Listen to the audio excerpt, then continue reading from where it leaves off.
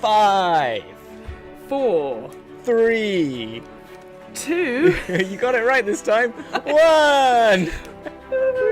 We won. We did it right. We obviously pointed it out that we did it right, but we did it right. We did it right, but I must remember it's not this. I don't know why I always think I go for 3, but anyway.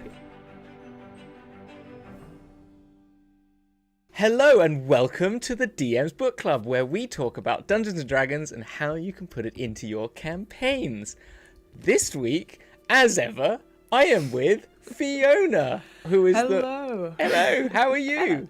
I'm good. I am not in my normal environment. You're not. No. I am in my normal environment, but I am suited and booted for some reason. Yes. You look incredibly fancy. I didn't get the memo at all. Sorry. I got my glasses on. I've not washed my hair, so it's all like, oh no. Yes. Well, for the listeners at home, I've got a buttoned-up black shirt on, and it's because I had an interview like 5 minutes before this for a job, so I had to just jump in, and I didn't have time to change. But look at that dedication, folks. It wasn't because of me. It wasn't because for the stream or anything like that. No. You know what? I might keep smartening up as we go. Be a dinner suit next week. Oh, okay. I'll keep dressing down so it gets to pajama level, and you can't see it, but I do have my dressing gown around me underneath. I am to keep bloody warm. Cold. Yeah, I'm bloody cold. So, you are up north, so you know. I am up north. Yes, I am. I am coming to you not live. It's pre-recorded, but I'm coming to you through the stream from my childhood bedroom, so you can see. Oh God, I can't believe it's there. So that's my graduation photo. Yay. That's hidden behind me. There's obviously Legolas figurine over there, and various books and PS2 games down there. But And the it's IKEA fine. box that everyone had. Oh, everyone. Yeah, I mean, there's nothing in it. I checked. So, Really? Yeah. Oh, not even £2. Oh, there's always No, £2. I know. Like that. I'm sure I checked it years ago and took that £2 out. But yes, I am definitely. And actually, all this stuff behind me is IKEA. So IKEA, if you fancy sponsoring the DS Book Club, we all want a Billy bookcase. So yes, who doesn't exactly? Oh, they're so good. They are very good. That sofa-y thing is IKEA as well. You know. There you go. There you go. I feel like there should be a campaign somewhere where you have the general store or something like that is IKEA inspired in some way. The Roll Britannia crew have Argoose. Oh, brilliant! Yes, that's so cool. I like. Run by a goose called Argoose. So Perfect. it's very good. And I'm Hamilton, by the way. But I didn't say that. Yeah, hello, but, Hamilton. I'm here. Don't worry about it. Yeah. It's not as important, to be fair. So let's. Well, that's utterly rubbish. You wore a suit and everything, so it's just that's trying to make myself seem important. That's the reason why. Oh, I see. Yeah. I see. Well, Hamilton, what are we talking about today? What is our topic of choice? Our topic of choice is the Unearthed Arcana, which is the Travelers of the Multiverse. If people don't know what Unearthed Arcana is, it is playtest material that's issued by Wizard of the Coast to the people, you people out there. You can get this by going to Wizard of the Coast and downloading it. I'll put a link in chat. It's done, and you just drop that, and then and it's basically it's usually related to what they're going to be bringing out in later editions. We talked about the future of D&D a few weeks ago. We've heard that there's multiverse things are happening in terms of Morgan Kylan's new book, as well as potential Spelljammer. Minx and Boo came out with, it seems to be the way it's moving. And it's interesting because, like you're saying, so Unearthed Arcana has been coming out for the last couple of years on stuff. Certain things haven't been implemented just yet. So I believe, she says touching wood, like the Unearthed Arcana for the Ranger, which sort of the basic class hasn't been updated yet in any previous source books, but it will be presumably for the revised stuff in 2024. But then so they've had stuff like that, but then they've also had stuff like Owl Folks and stuff like that when they sort of did the sort of Unearthed Arcana came out, and then 2 weeks later they went, Strixhaven's coming out. Oh, it's got Owl Folk in it. So you're like, oh, you've had no time to playtest this per se. So it's interesting. I think they've either got really set on their minds on what they want, or they just it's getting people hyped. I think is either way. Like, out of interest, Hamilton, like how I appreciate obviously you and I we run lots of games, maybe don't play in it as much. How often have you been tempted by an Unearthed Arcana, like, oh, I want to play this and test it out? I did, and send feedback. The only time I ever did was Ranger 1, because it was the first class I took on when I came back to D&D was a Ranger, and it's crap. and I liked and then until they brought out like the Gloomstalker Horizon Walker ones, I quite liked them. Yeah. They're quite fun. Mm-hmm. But it just was not, it's not right. And everyone knows it's not right, but it's just not flavoured well enough, and it's not, it could be so much better. And I think they did a lot for the new one, and I've used the new one just in one shot sort of land and had a look, and I've looked about it just out of interest. And then, yeah, but feedback I didn't really give. I just, that's the only one I really put some real time into. I think it's also worth noting then the Heron Gone, the Rabbit Folk one was changed a little bit since they do make changes, don't they? Yeah. Between them coming out. Yeah. I was going to say. Yeah, I was going to say, yeah, so the first time I'd ever seen Unearthed Arcana enacted, actually, was, and I know we did an episode on it recently, Critical Role, where, spoilers, in case you haven't seen season 1, but one of the characters, played by Sam Riegel, goes away for a little bit. Something happens, a dramatic thing, and they go away. And it's really sad, because all the players around the table are like, oh god, what are we going to do? And I don't know if it was planned or not per se, because I don't know how they could react to it. But then Sam comes back with this new character who is an artificer, and at the time, the artificer was Unearthed Arcana, and I was just enraptured by this whole concept that I played it in my first ever long campaign as a player. I played an Unearthed Arcana artificer, and we got to like level 6 something like that, and then stopped for various reasons and then changed the campaign and all that sort of thing. And so only recently has the artificer become fully formed. I think it was in Eberron, but also it's in Tashes as well. Yeah.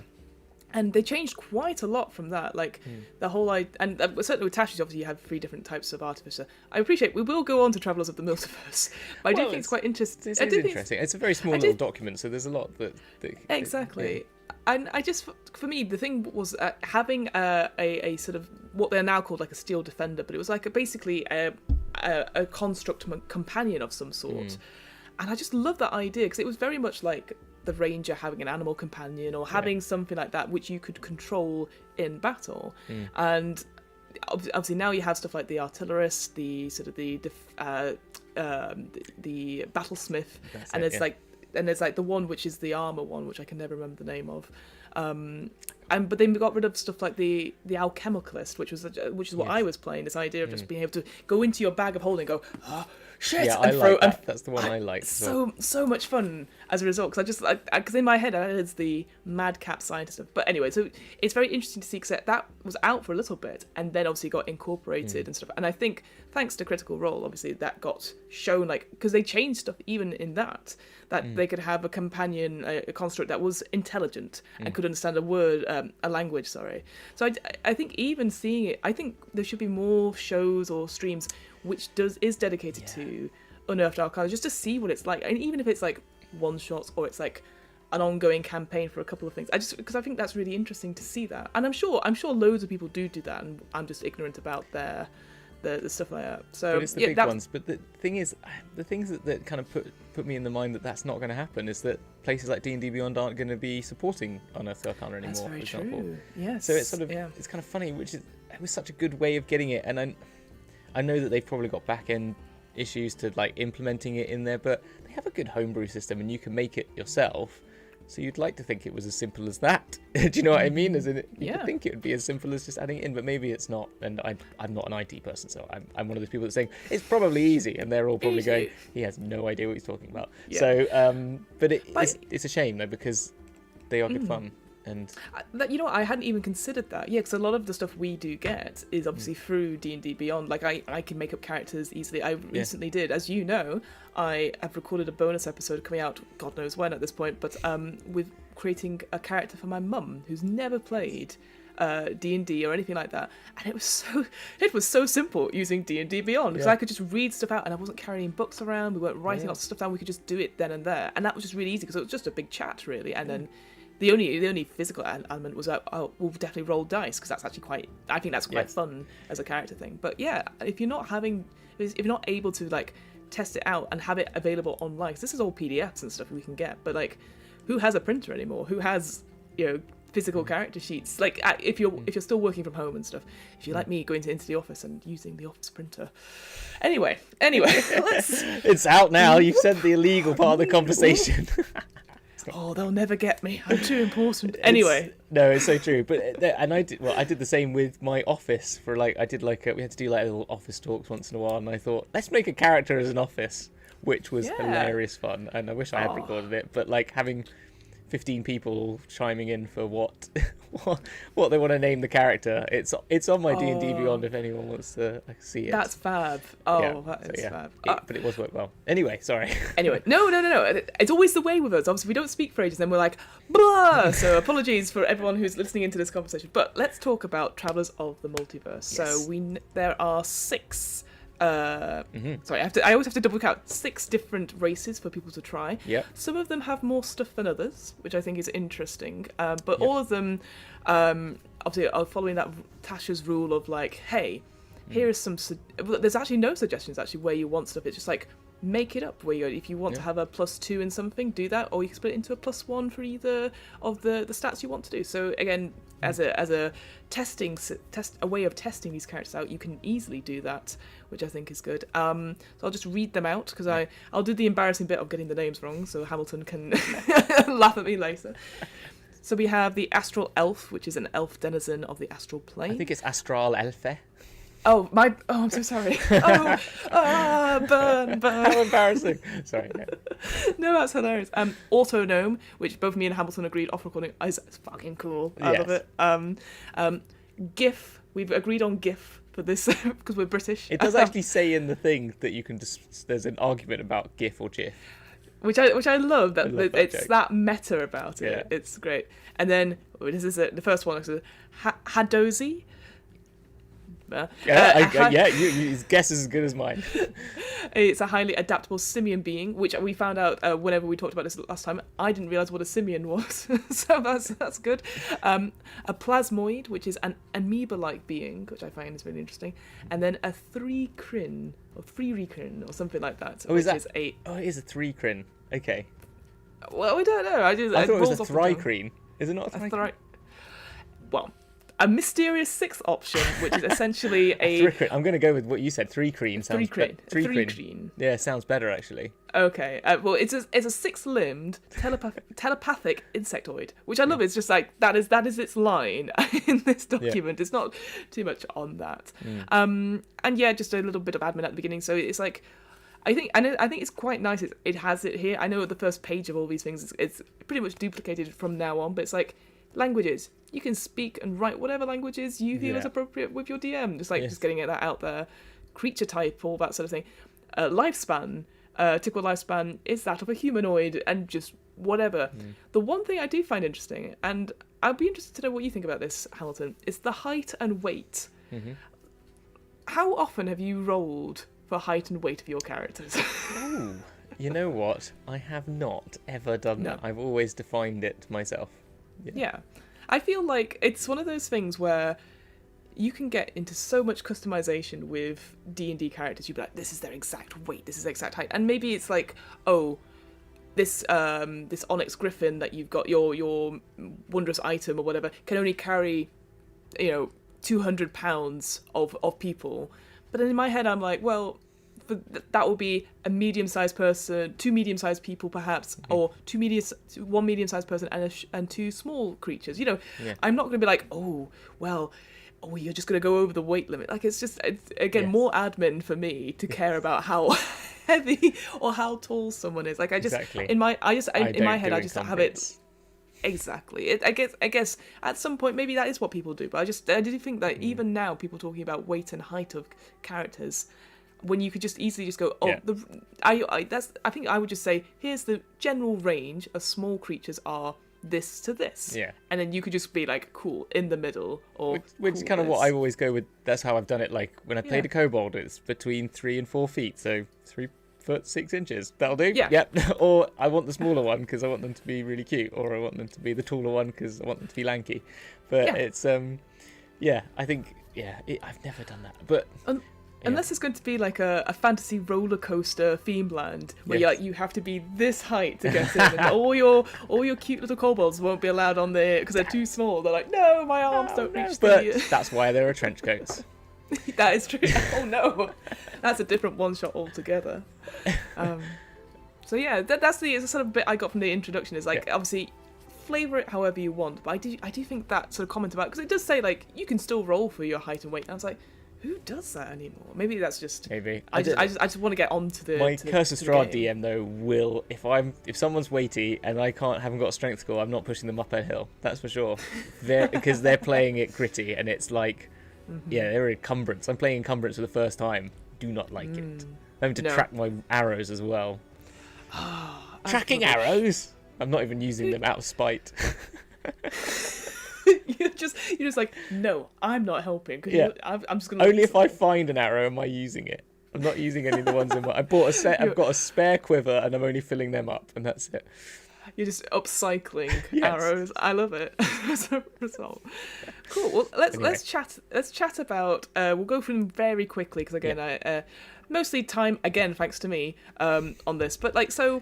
Astral Elves. Let's go into that. What did you make of Astral Elves, Hamilton? I think they're cool because I like elves and I like wispy astrally elves because anything that gets me closer to playing a David Bowie character, I'm happy. And Astral Elf feels like, that's your Starman character. It so that's does, perfect. Doesn't it? It does feel like the man who fell to earth. Exactly. Absolutely. So, love it. It's a great, it's got nice little, I think there's a lot of lore you could build out of it, living in the Astral Plane. There's some fun things that are hanging out in there as well, like the Giff and the Mind Flayers, and so there's a lot of fun with that.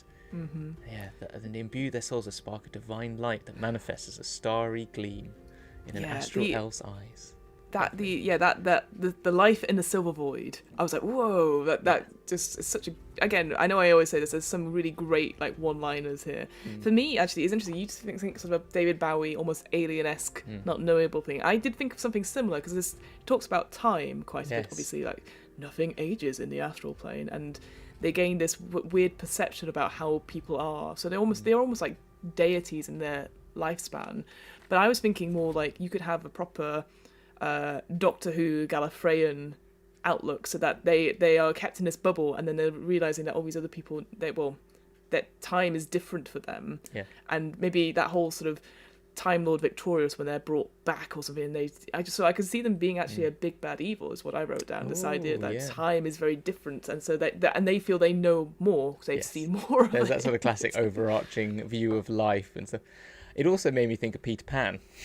And that you could have they're all like a group of just children age, but I forgot what the Neverland sort of feel to it, and have this sort of little group of people that are all like little children, but still having their own economy and government and stuff like that. And they're actually completely naive, but trying to rule their own system. Do you know what I mean? So you can imagine they still haven't grown up, even though they've lived for hundreds of years. They still got the sort of mental attitude of like a 14-year-old trying to run a business. I can imagine that being quite fun. I love that as a complete opposite to the big bad evil. I like that because that plays with this emotion stuff as well, because it does talk about like some of these are prepared for some of these elves are prone to melancholy, whilst others to play an absence of feeling. So I love that idea that these ones who look have lived for thousands of years, but they're still stuck in puberty. Exactly. Hello. You're like, would you like to? I propose a new law. Please like me. There's lots of peer pressure. Lots of emo kids in the corner. Just get it and just to quickly finish off, looking at their traits. Sorry, that's so funny.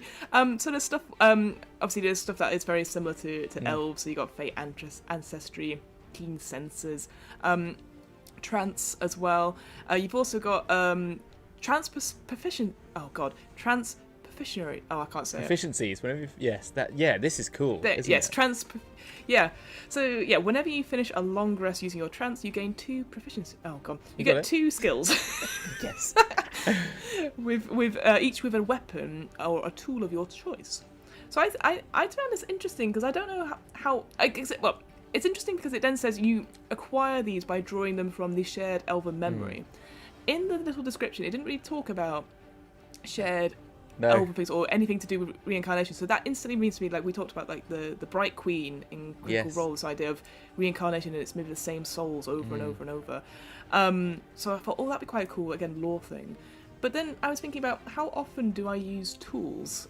Again, maybe it's just me. That's the only one as a rogue that you use a lot. Proficiency. Yeah, I couldn't think of anything like herbalism kit. Do you never use herbalism kits? I think that those are the only two I could think of. Yeah. I'm always using my painter's tools for really important situations. You never know. But no, I think I think it's kind of fun though. I really like it, and I think the shared elven thing is that they are the astral plane is where spirits do travel to. In the Ghostwalk one, it's the ethereal plane. I'm getting mixed up. Sorry, I'm getting mixed up. Ignore me. I don't know what I'm talking about. No, but I think, you can also, people get on the way there. They get stuck too. They do, yeah, easy enough. Yeah, there seems like there's going to be some more interesting lore at the back of that when it comes out, basically. And I think, but I like the idea of just waking up and going, I know how to. I can paint today. I can do this. I can cook. You know. Yeah. I think that. Yeah. Again, maybe I always see proficiency. Oh God, I can't even say it. My brain's not working today. I just feel stuff like that. Maybe, I guess, is a role play thing rather than a mechanic. Yeah. And I just feel like you should just get that anyway. Like it's because I feel like proficiency. Oh God, I can't even say it. I don't know what's wrong with me. It's just like, because that's obviously it's that profs. Yeah, profs. It adds to your stuff. So obviously, like, you get a prof for initiative. You get for attacking with a weapon you're good at. So I don't know. It just, for me, I was like, that's a flavorful thing rather than a mechanic thing. And the other thing I just want to quickly sort of talk about is this radiant soul idea. So when you succeed on a death saving throw, you regain a number of hit points equal to your prof bonus and one of your sort of mental modifiers.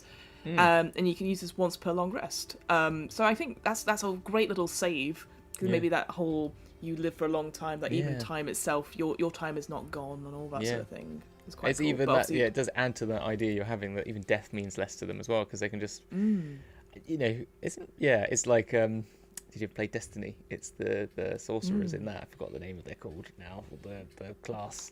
Damn it. Don't look at me. Yeah, I've not hunters played Destiny. And there's hunters. Oh, jeez. I've forgotten all of them. Anyway, the wizardy ones, they do that sort of thing, don't they? Kind of go, and they sort of they can revive everyone. It feels a bit like that. Kind of remind me of those. Very cool. Yeah. Very cool. All right, let's move on to possibly the best race ever. Yes, Autognome. So these are mechanical beings built by rock gnomes specifically in their image, and they have a particular purpose for them. So I'm getting instantly stuff like Frankenstein's monster, Edward Scissorhands was what I was thinking as well. Yes.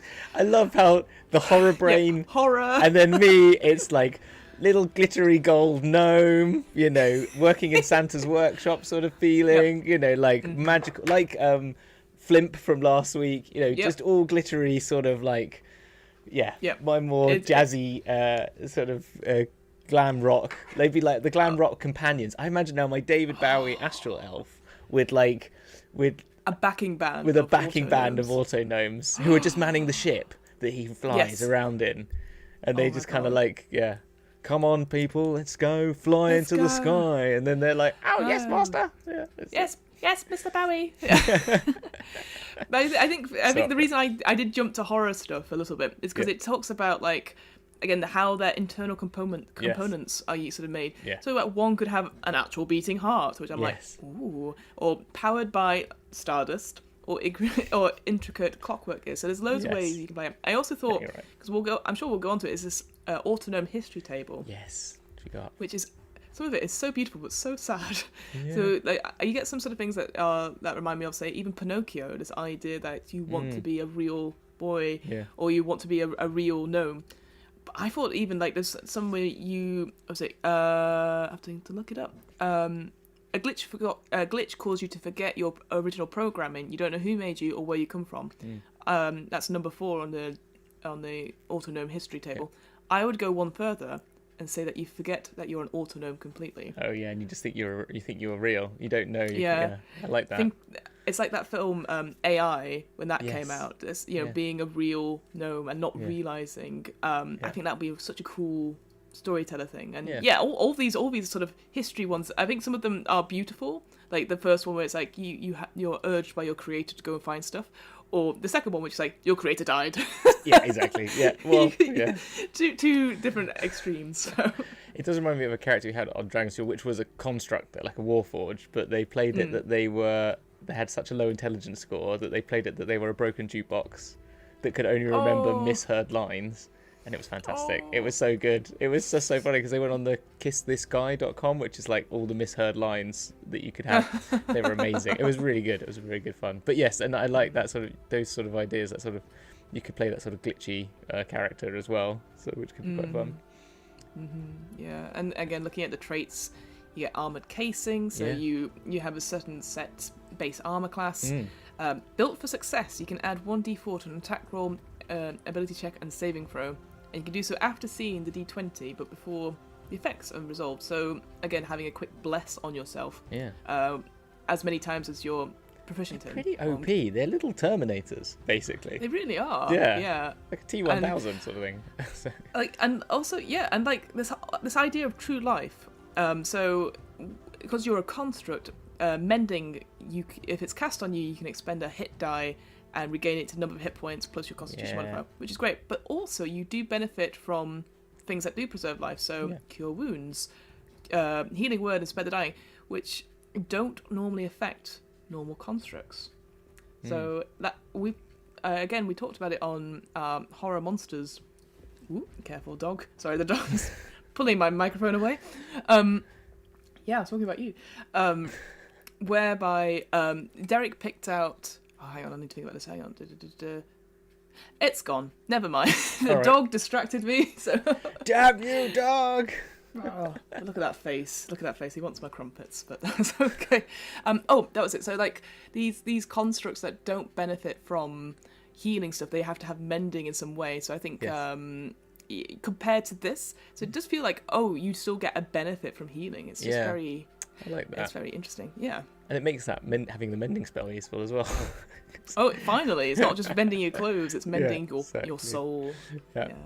That's quite. No, it's very good. I liked it. I think, as I said, they're like really cool. Sort of like even being a character, but I kind of like them using them as sort of NPCs or sort of DMPCs maybe. That could be really fun just to play with.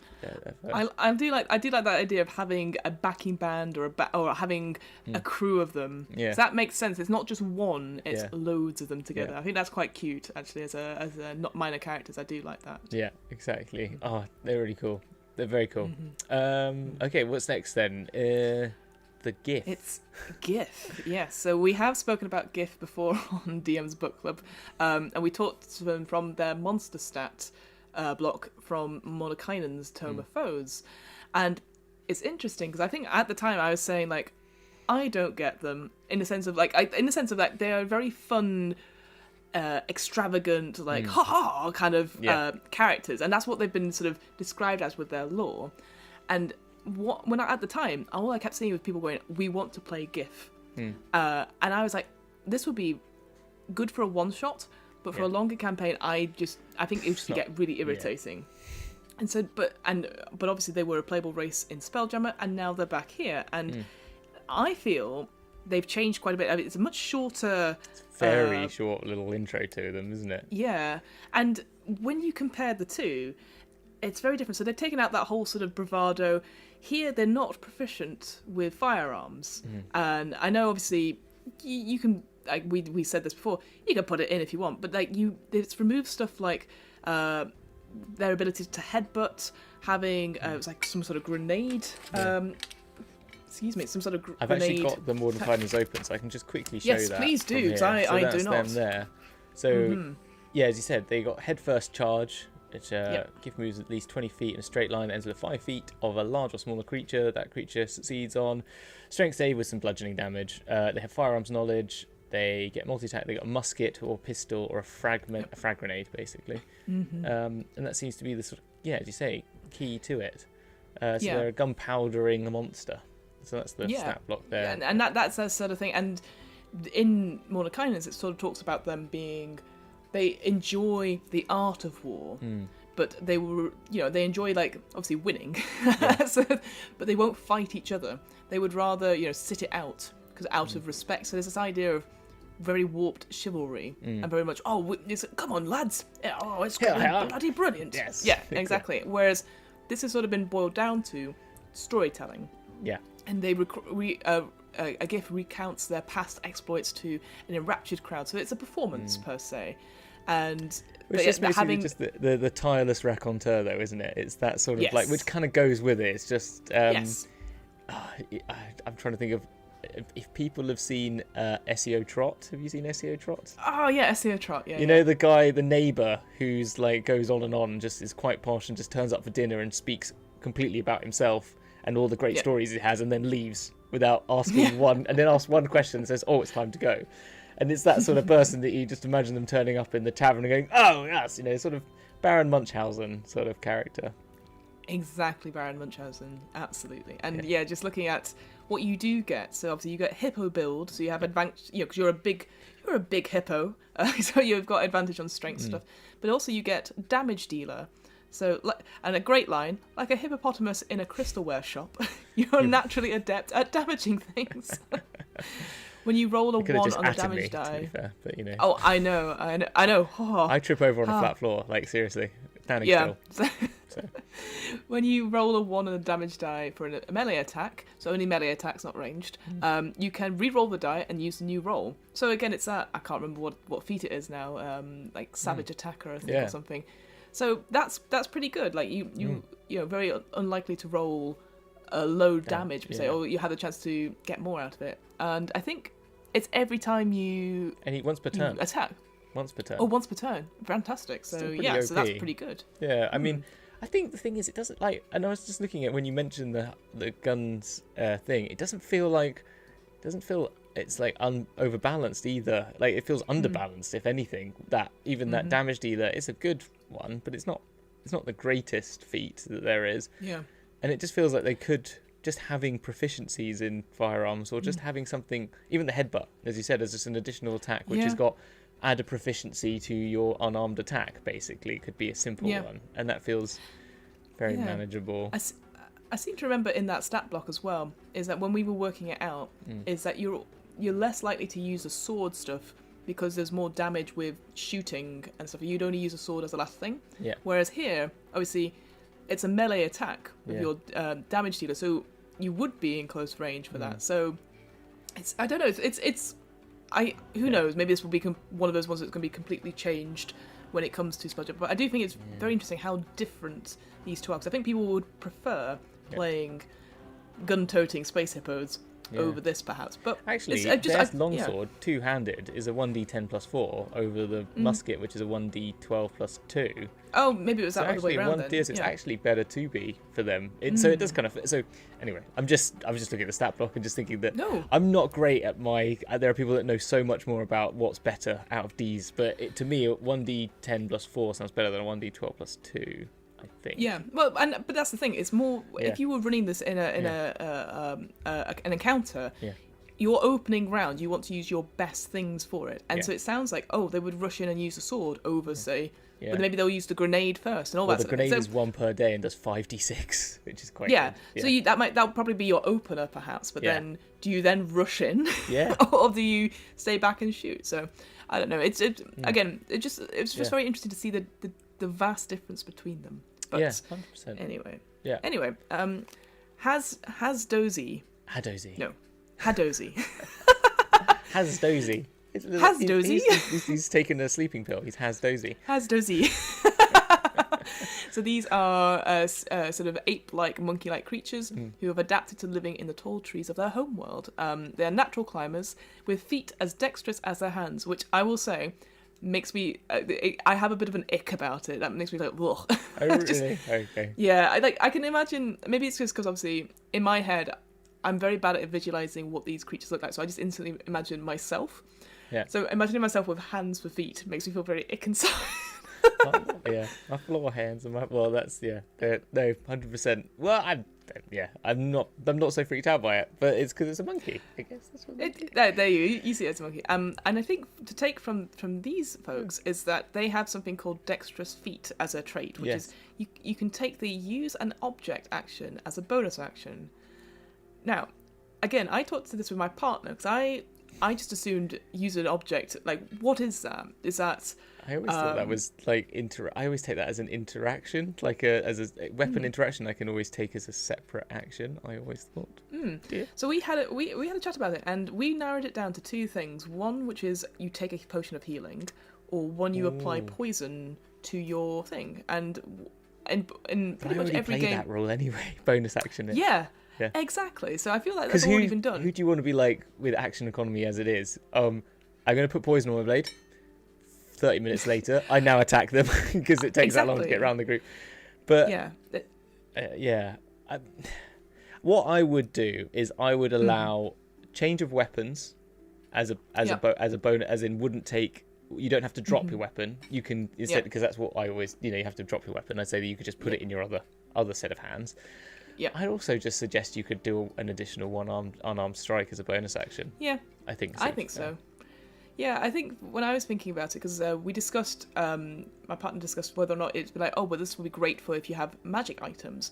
But we found there is a little bit in the DM's guide saying using a magic item is different to using an object, which sucks. Like there's a little line, so you can't just be using scrolls, for example. Got you there. So yeah, they got us there. But I think because there is another feat, there's another class that has this, is the thieves type for rogues, fast hands, which does the same thing. But again, I was just thinking to myself, a lot of the home rules we have, so like taking a healing potion yourself, that we just set as a bonus action whilst giving it to somebody else, which is the critical role one. There is exactly. So I was just really struggling to think what use an object action would be. Like obviously, I just couldn't think of it. I think I think then is that I think it allows you to do. I would just suggest that homebrew it, because if you're already homebrewing bonus actions for healing potions, I'd say maybe you can feed someone else a healing potion as a bonus action, because you can be still fighting and get your feet up, get your feet hands up with the potion. My floor open wide. This is an in-joke to the show, but my floor hands is what we had. So you have your floor hands and your wall hands. So I don't know what feet is. I don't know what feet is. You mean my floor hands? My floor hands. He's over here talking about floor hands, dude. My 6-digit floor hands? My 6-digit floor hands. My 6-digit floor hands. I do the moving around on the wall hands, so there is a thing. Use your floor hands to get them okay. Yeah, get them up, and you just see like a very dirty floor hand. It's like, oh nice. That's what I was thinking. Anyway, that's me being ick. You also get something called glide, which it basically is feather falling, but you can do it horizontally, which again very useful if you're going from like tree to tree or trying to get from a building to a lower building. Yeah. And it's without really necessarily jumping. And it just made me think of Wizard of the Oz, as I said when we last talked about this. It's the Wizard of the Oz flying monkeys kind of thing. Yes. Fly, my beauties, fly. Yeah, that's... Fly. Yeah. So again, all right, on to the final two then. We have Plasmoid and we have Thri-kreen. So, Plasmoids. Interesting. They are amorphous beings with no typical shape. In the presence of other folk, they adopt a similar form, but there's little chance of mistaking for them because they consume food by osmosis in the way an amoeba does. Yeah, and then excrete waste through tiny pores. Now, what does that mean? Does that mean that you just constantly have like I don't know, you just go out of your cheek? I think it means like it's just like gaseous, I imagine, right? Or just water, like a sweat. Oh, a constantly sweaty plasma. Yeah. I like that. So yeah, for me, I was thinking, just because I've been playing a lot of Alien RPG recently, they've got these sort of androids, the sort of milkmen. Oh yeah. So they're all sort of that's sort of again. Now that I'm thinking, the Milky Boys with sort of like the sweat on them. It as made a result. me think was the guy in X-Men who's who is a human that they turn into they force turn into an X-Men who's like a politician. Do you remember? They capture him and he turns into water. He like splashes into water. Oh, and he's always constantly sweaty. No? Oh, I don't remember that at all. But that sounds like a great character though. Yeah, it was very minor, but then Mystique can impersonate them, and that's how they do it. But he turns into like he's like very anti X-Men, and they force him. Oh, that's from the films. I vaguely remember that. Yes, I vaguely remember that. Yeah, because he got forced to do it. Yeah, I remember that. Oh, yeah. looking at their traits as well. Yeah. They've got their amorphous, so you can squeeze through a space as narrow as an inch wide, which is obviously very useful. Very useful. Doors are no longer a problem.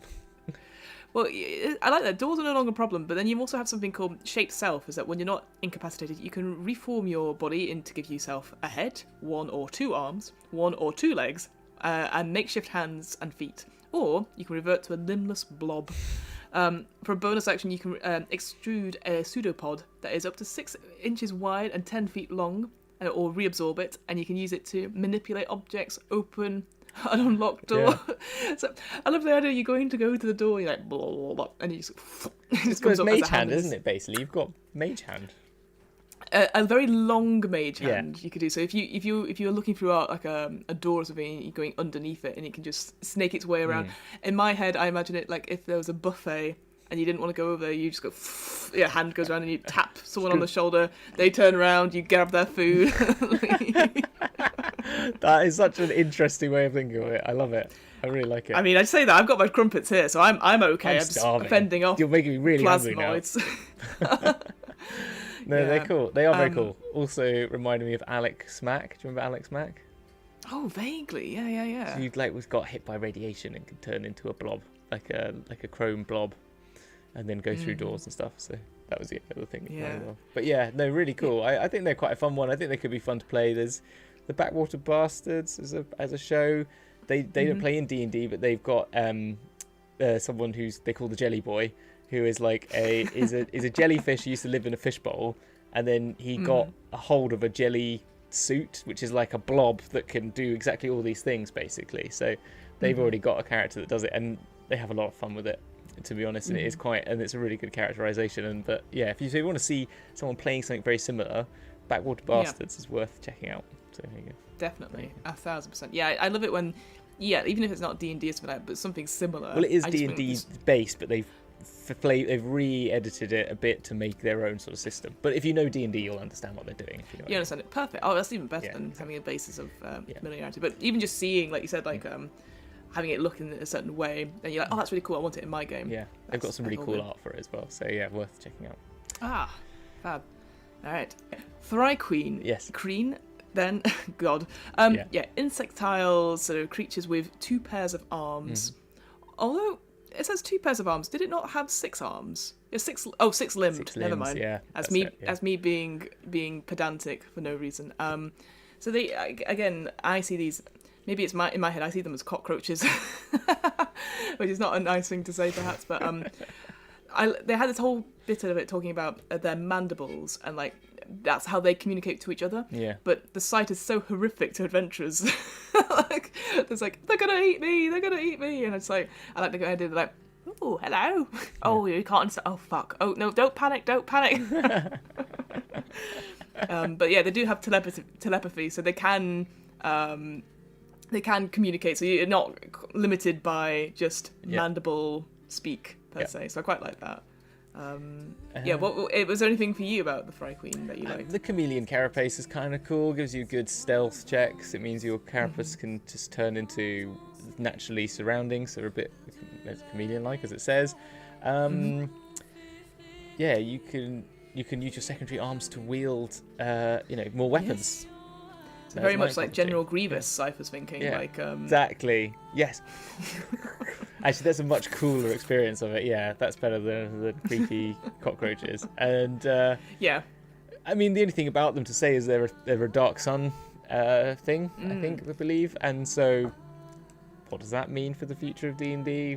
We don't know. But unless this is just because the Mordenkainen's Tome of Foes delivered a lot of stuff that's from, as we said, we got the Giff in there and everything like that before. So maybe this is just going in Mordenkainen's new book. I think Monsters of the Multiverse. Yeah, I definitely. Yeah, it'll be definitely interesting to see what comes out of this. And again, the only thing I want to add at the end of this is that looking at the Plasmoid and looking at the Thri-kreen. I'm going to keep every time I say it, something different.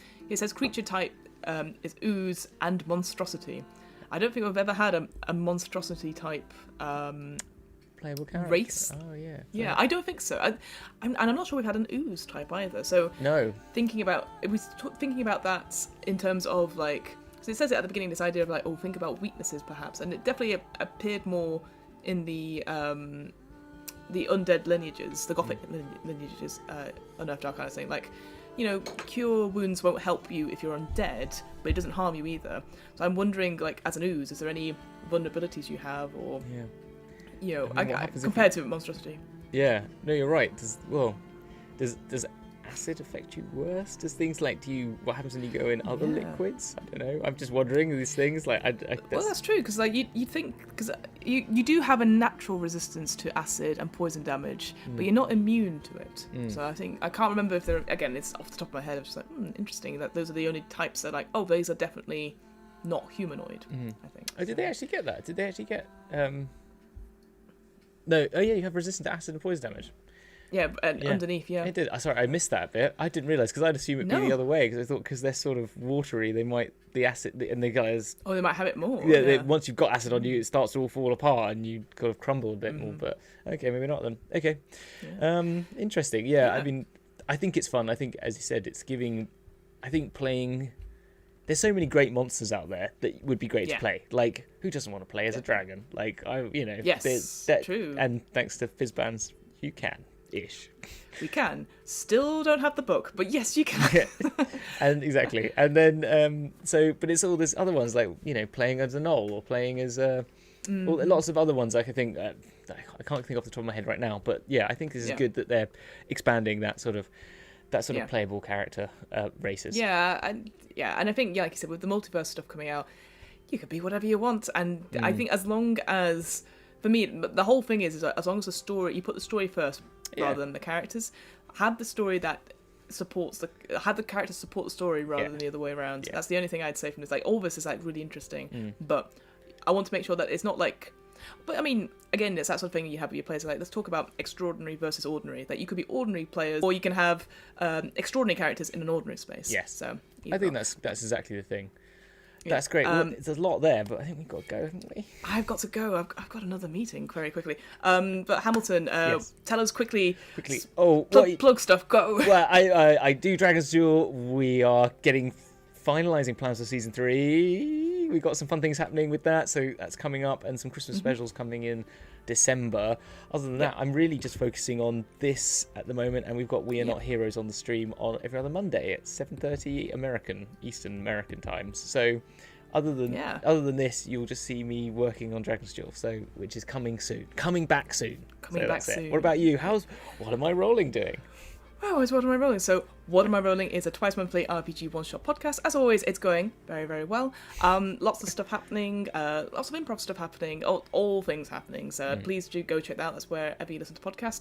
We have an offer code at Third Space Gaming in Burnley. So if you want some 10% off your first order on anything RPG related or terrain or anything gaming, go to their website at thirdspacegaming.co.uk and type in the offer code DMBC into checkout to get 10% off your first order. Anyway, I have to rush off because I have another meeting, which is weird. But thank you so much for everyone, and we'll speak to you next. See you next week, and I'll see you in half an hour. I'll see you in half an hour. See you next week. Love you. Bye.